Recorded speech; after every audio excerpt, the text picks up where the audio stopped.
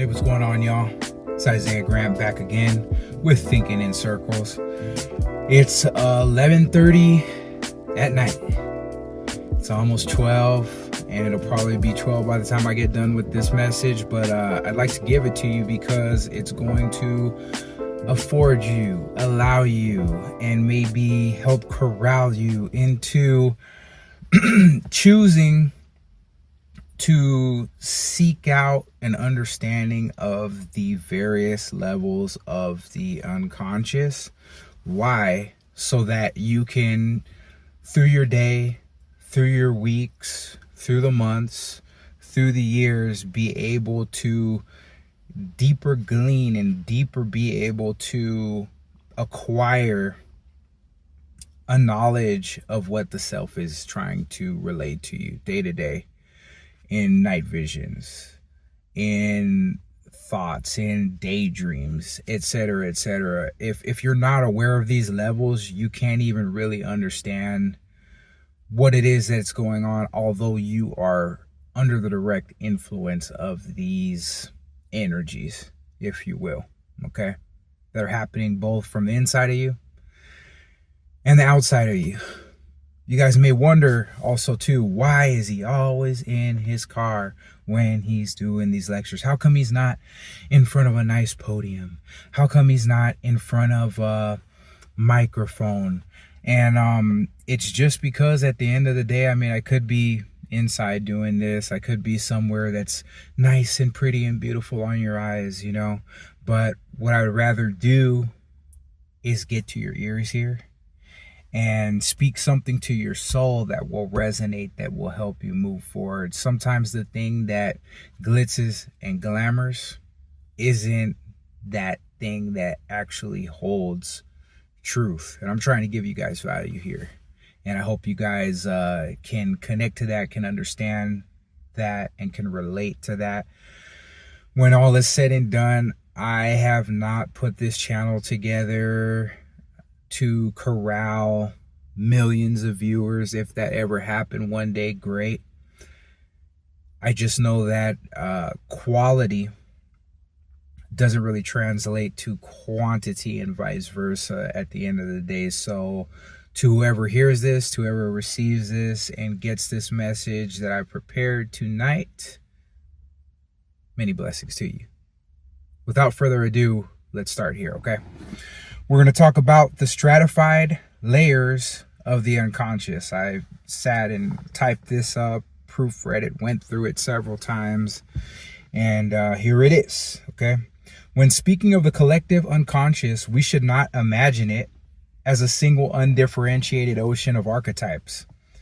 Following the insights of Edward F. Edinger's work from his final book, The Archetype of the Apocalypse, a Jungian study of the book of Revelation, I personally see it as stratified, composed of multiple psychic fields that descend from the personal and social to the elemental and cosmic. It may be good to investigate for yourself here, as I will give you the order of the stratification as it was given by Edinger. However, he calls the familial ancestral level the top of the strata and the mineral level the bottom of the strata. The truth may be seen that the mineral, referring to the stone, is the top of the strata, especially if we take the Kabbalistic Tree of Life to be a map that we can place the psyche upon. And the familial ancestral may then find itself on the bottom. So if you are a Kabbalist at heart, such as myself, this trick may help you to make even more sense of what is here. And I will place a diagram that will show what I have referred to on the screen, which may make you think a bit deeper about the attribution of top and bottom as mentioned by Edinger. Okay. This stratification is, I believe, better to be experienced than to simply just know of, as we know how the different levels of the psyche act upon our consciousness and become more palpable to our consciousness on the experiential side. However, I'm not claiming that the levels exist solely physically in the way in which they are being proposed here at this time.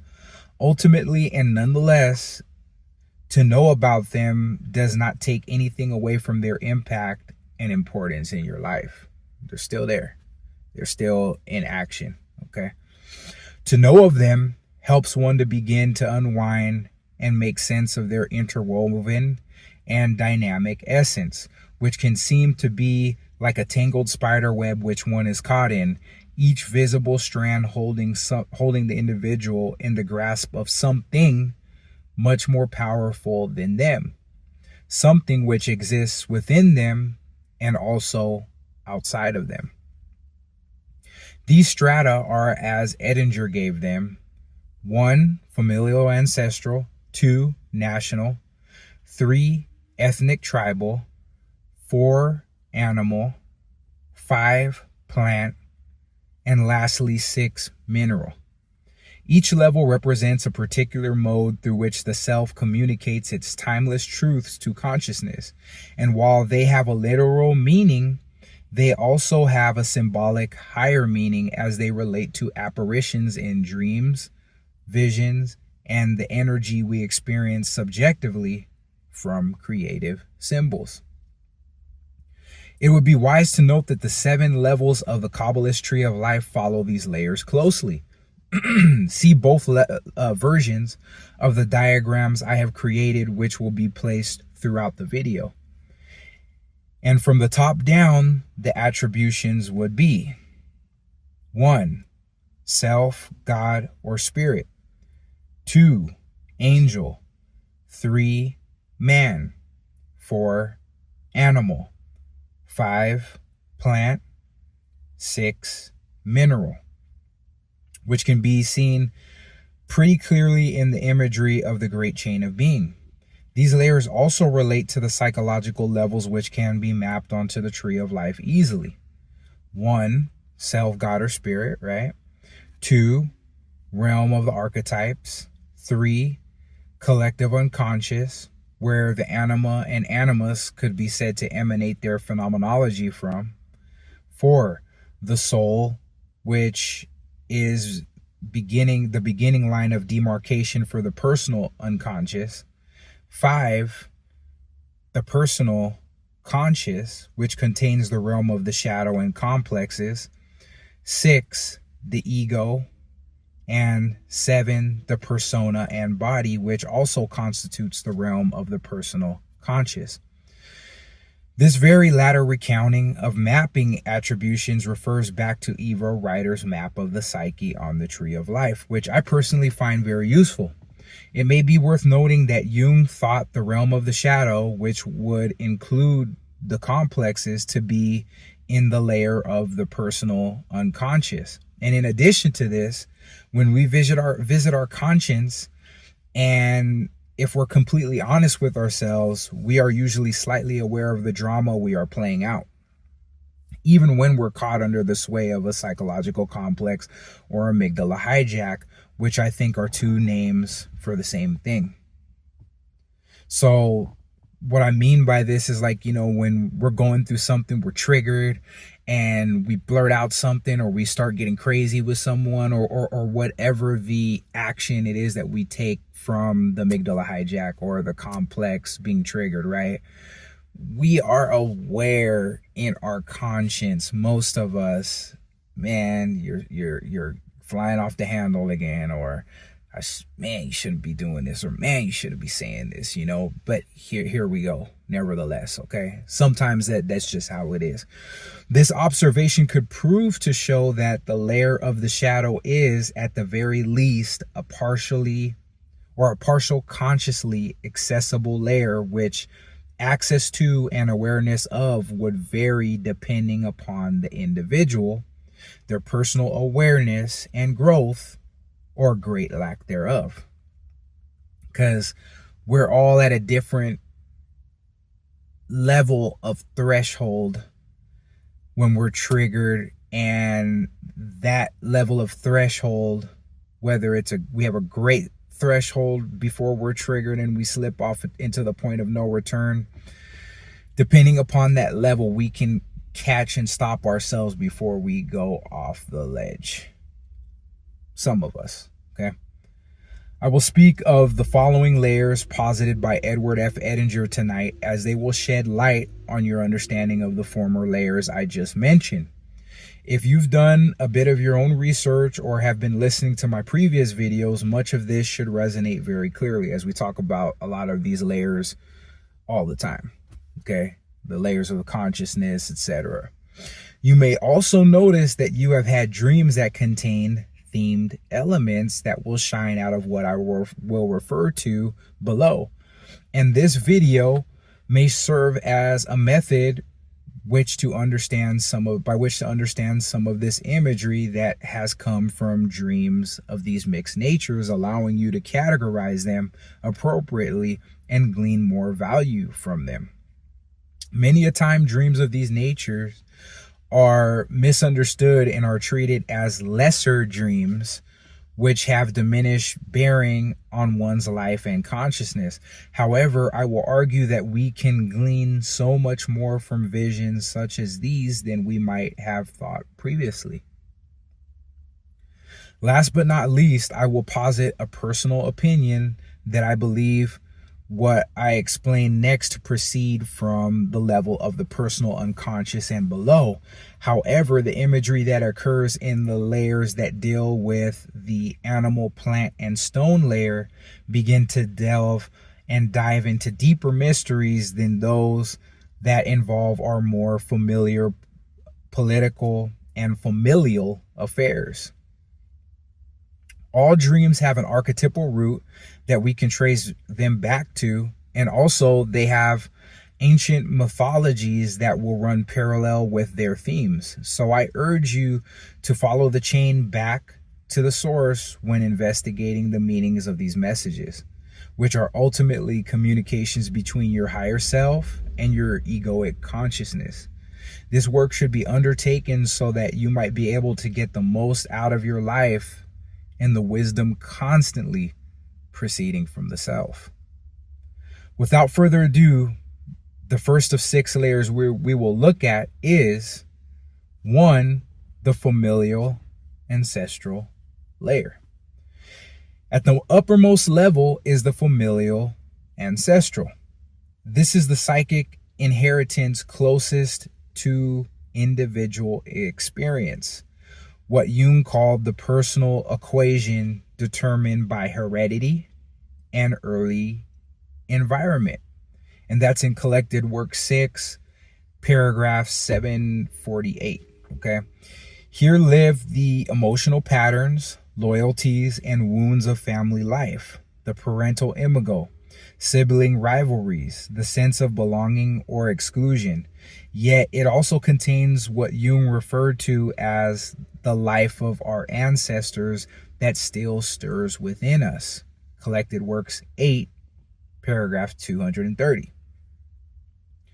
When such material constellates, we are reminded that family and ancestry are not merely history, they are living psychic forces seeking realization and integration.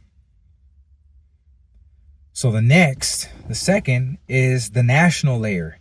Deeper than the familial ancestral lies the national layer, which carries the historical consciousness of the people among whom we live, their myths, wars, ideals, and collective traumas.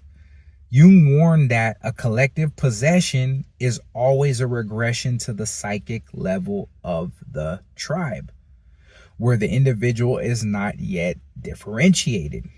And that's in Collective Works 10, paragraph 240. And if any of you guys are spiral dynamics junkies or have ever studied it, that's the second level, which is the violet or purple level, which is directly after the survival beige level. Okay, so we start getting into tribal life and tribal identification, and you can see, if you ever studied spiral dynamics, it's a sociological framework that captures the best of many different psychologies and puts them together so that you can understand sociology and the different levels of development of humans on a singular level and also at a group level. But this national layer, especially the tribal idea that it's talking about, would be that purple level. Okay, the second level of spiral dynamics. Though I'm not going to go through spiral dynamics in this whole video, but I did want to make a reference to it because of the idea of the tribe. Okay, so when we encounter national symbols in dreams or visions, flags, leaders, or battlefields, it is as though the soul of a nation seeks to be seen through us, urging consciousness to discern between identification with the mass and the individual responsibility of the capital S self. And this is kind of hinting towards what individuation is all about. It's, seeing who you truly are aside from these thou shouts and these groups that, we tear ourselves up just to be a part of, just to maintain a good standing in. Okay. 3 is the next one, the ethnic tribal layer. So we're still in that purple layer, that purple sector. Okay. Next is the ethnic tribal level, the older and more organic social field that predates the concept of nation. It contains language, music, gesture, rhythm, and ritual, the inherited modes of being that give cultural identity its soul. Marie-Louise von Franz wrote that the unconscious still carries the entire heritage of the evolution of humanity, and this includes the cultural forms of early society. When this layer stirs, we may find ourselves dreaming in an unfamiliar tongue or moving in symbolic patterns of initiation, as the psyche reconnects from the primal human community and the archetype of belonging. Okay. So, I personally have had a few dreams of this nature, and you wake up feeling, like you've linked with people that were probably ancient relatives, and there's a feeling inside of you, a knowing inside of you that knows that you're linked to something deeper than what is just physically here and present, your immediate family, but lines and lines in the genetic pool down the line in history. It's it gives a very spatial feeling, or a very spatial sense of awareness, that spans years into the past. It's pretty amazing. So Jung noted that the archetypes inform cultural themes, national, ethnic, and tribal delineations are better understood as specific cultural expressions or archetypal images that emerge from the underlying universal archetypes. So these things that we were just speaking about, they derive their origin from those things that are underlying all things. The many different cultures, the many different lines of ancestry that we can trace ourselves back to come from a formless formateur, if you will, which is what the archetype is. It's basically the ley lines of what formation is to be. So for example, the hero archetype might manifest as a specific cultural figure. For example, a national folk hero or mythological warrior in different societies. And we can trace those across societies and point them back to the hero archetype, for instance, okay? So the next layer is the animal layer. Descending further, we encounter the animal layer, the level of instinct and the vital drives of life itself. Jung observed that the archetype is closely connected with the instinct. It is the psychic expression of the instinct. And I usually put on these lectures, archetype equals instinct. There was an equation that was made with this, with archetype and instinct. Okay. That quotation from Jung is in Collective Works 8, paragraph 277. In this stratum, the unconscious speaks through forms of tooth, claw, wings, and scales. These animal images reveal the energetic basis of emotion and action, hunger, sexuality, fear, and courage. They remind us that the psyche is not divorced from nature. It is nature aware of itself. And I would like to urge you guys, if you have dreams with animals in them, to...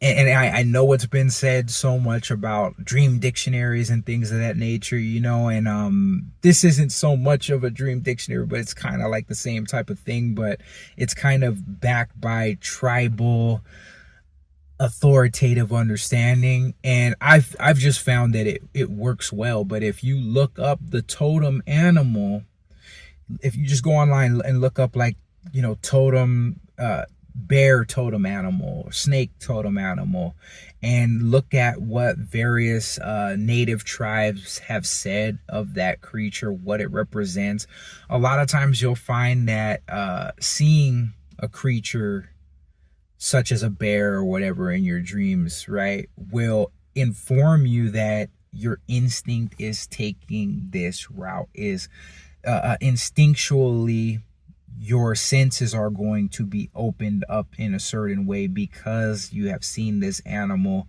in your dream. And I've noticed this to be the case. I mean, it's not because of some cognitive bias like, oh, I saw a bear, so, you know, like I'm gonna be loyal, I'm gonna be, you know, strong and fearless and all these other different things. But it's just like, it's you know, before reading this, it's like, this is what was felt, you know what I mean? Like, something about seeing this in my dream awaken me to just something new that's stirring inside of my soul that I feel inclined to act upon in certain situations that provide the hooks for the act, you know?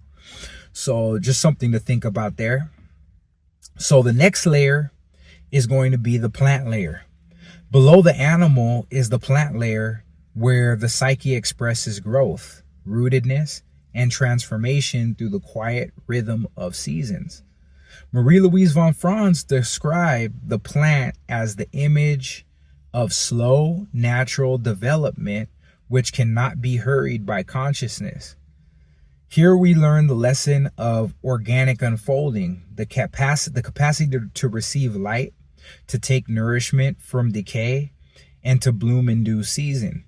Plant imagery in dreams teaches the mystery of becoming, a process of growth that cannot be forced, only allowed. The same concept was evidenced in Erik Erikson's epigenetic principle, which, for instance, showed that the human personality unfolds like the unfolding of a rosebud. Each petal opens up at a certain time in a certain order, which nature, through genetics, has determined. If we interfere in the natural order of development by pulling a petal forward prematurely or out of order, we ruin the development of the entire flower. And I personally had a dream of the nature that was you know, without making this lecture like too long by telling like everything in the dream, but I was going through this area. It was very dark, and there was a building that had a neon light that had it said tarot on it, right? And the light was purple. I remember it was blaring neon purple. And then I see this tall plant that it was a flower with an eye, a big gigantic eye in the center, and it was speaking to me, saying that this eye is watered with, it was saying that this eye is watered with this light, because there was a light that was shining into it, and that the light has something to do with the 24-hour cycle, and that the cycle deals with both light and dark cycles, giving this eye things that it likes and both disdains, you know. And during that time, I was in prison, and I'd had this dream during my incarceration. And this was during a time when, you know, before I started receiving books on psychology, books on spirituality, before I was even, you know, studying and reading tarot and stuff like that. This was kind of like the harbinger to the fact that it's like, okay, here, pretty soon you are going to have your consciousness develop in such a way that you're going to be initiated somehow into deeper spiritual things that you have to deal with your surroundings, being in prison, dealing with all the violence, dealing with riots, dealing with great inconveniences. You're going to have to deal with these disdains in order to receive things that are going to be greater from your soul. They're all proceeding from one light. You see what I'm saying? So this dream was talking about some levels of development that I was stepping into, and that, you know, hey, you can't skip past the stuff you don't like. You have to go through all of this in order to attain what it is that we have down the road for you. See? So without further ado, the next layer and last layer here is 6, the mineral layer. At the deepest depth, and once again, this is why also too, like, I would say, hey, this might be in the Kabbalistic viewpoint of the tree of life, which is like a ladder of steps leading to the one, the self, the higher self, God at the top, the number one, right? This may be at the top, and everything that I just read might go in a descending scale. And like I said, throughout this video, you would have seen this depicted in different ways so that you can maybe make the attribution choice for yourself, because this is very important to get. At the deepest depth lies the mineral layer, the archetype of matter and permanence. This is the level of stone, crystal, mountain, and also metals. Jung, interpreting alchemical symbolism, wrote, the stone symbolizes the ultimate unity of the capital S self, where spirit and matter are one. And I believe he was speaking about the anthropos rotundum in his diamond self map of the psyche, which, like a serpent, is joined from the head to the tail, the head being where the anthropos is, the tail being where the rotundum is, and that's where you get the lapis in their culmination as they form a circle, which is the symbol of the self. And I may put a picture of that up here, that way you guys can see that, okay? In this layer, and that statement comes from Collective Works 14, paragraph 648.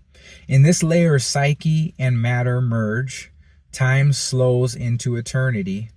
The mineral realm anchors consciousness to the eternal substratum of being, revealing that transformation requires both solidity and endurance. This harkens back to what I just stated about Jung's diamond self model, okay?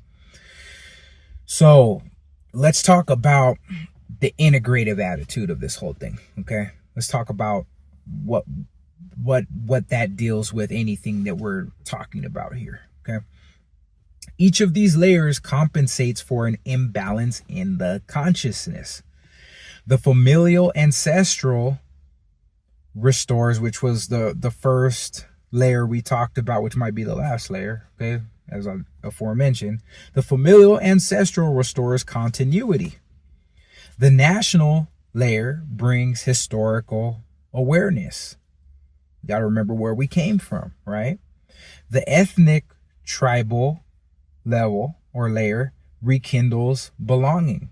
If we don't have any sense of belonging, what's life for? You know, and then where's our loyalty? We'll do anything to anybody then. You know, we might as well be stuck on the level of survival, right? The animal level restores instinct.